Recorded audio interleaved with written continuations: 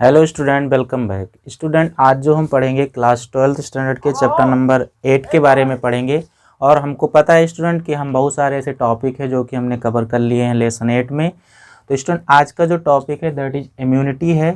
तो student, video को short करने के लिए, छोटा बनाने के लिए, ताकि आप सब लोगों को ज़्यादा वॉच टाइम ना करना पड़े, इसलिए हमने पहले ऑलरेडी इसको लिख लिया है, ताकि लिखने में भी टाइम लगता है, उसके बाद आपको समझाने में भी टाइम लगता है।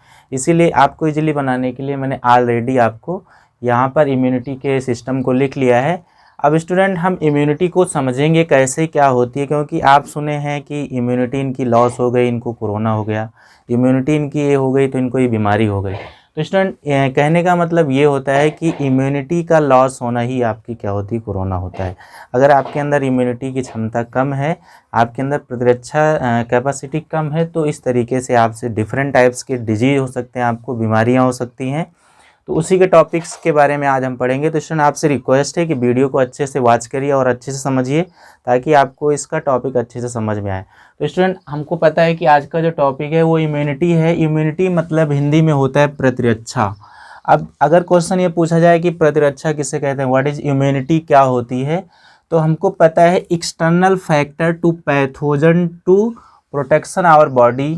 मतलब हमारे शरीर में बाहर से आने वाले जो भी पैथोजन्स हैं, जो रोगाणु हैं, जो डिफरेंट टाइप्स के फंगस हैं, ठीक है, जो भी रोग फैलाने वाले इंसेक्ट हैं, वो हमारी बॉडी में आने से पहले उसको फाइट करना, उससे उनको फाइट करना ही क्या कहलाता है, इम्यूनिटी कहलाता है। ठीक है, तो बाहर से आने वाले जो भी पैथोजन्स होते हैं, जो भी रोगाणु होते हैं, उनके बॉडी में आने से पहले उससे फाइट कर देना, वो इम्यूनिटी उसको फाइट कर देना, तो उसी को हम क्या बोलते हैं, प्रतिरक्षा बोलते हैं। तो अगर स्टूडेंट आपके अंदर इसकी क्षमता कम होगी तो आप उससे फाइट नहीं कर पाओगे, तो आपसे वो पैथोजन फाइट करेगा।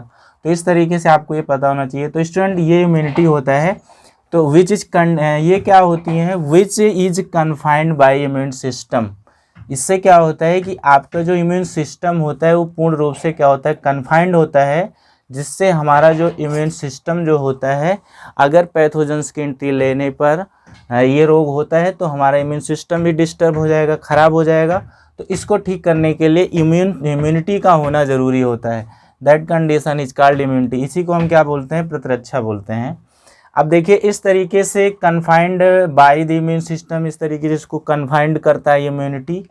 अगर देखा जाए कि ये इम्यूनिटी क्या होती है, कितने टाइप्स की हो सकती है, तो बेसिकली अगर देखें तो इम्यूनिटी जो होता है it is of two type. कहने का मतलब जो प्रतिरक्षा होती है, प्रतिरक्षा दो प्रकार की होती है। पहला जो होता है इन्नेट इम्यूनिटी, इसको हम हिंदी में बोलते हैं स्वाभाविक प्रतिरक्षा, और दूसरा होता है एक्वायर्ड स्पेसिफिक इम्यूनिटी, हिंदी में बोलते हैं उपार्जित विशिष्ट प्रतिरक्षा। अब देखिए, इसमें पहला जो होता है इन्नेट इम्यूनिटी क्या होती है, दैट इसको हम आफ्टर क्या पढ़ेंगे, आपका ये एक्वायर्ड स्पेसिफिक इम्यूनिटी। पहले इन्नेट इम्यूनिटी क्या होती है, इसको हिंदी में बोलते हैं स्वाभाविक प्रतिरक्षा। भी क्या होती है देखिए स्टूडेंट, ये क्या होता है, it is the time of birth और नॉन स्पेसिफिक। ये एक ऐसी कंडीशन होती है, एक ऐसा स्टेज होता है जो कि बर्थ से स्टार्ट होता है और नॉन स्पेसिफिक स्वाभाविक प्रतिरक्षा के रूप में ये जो है शुरू होता है।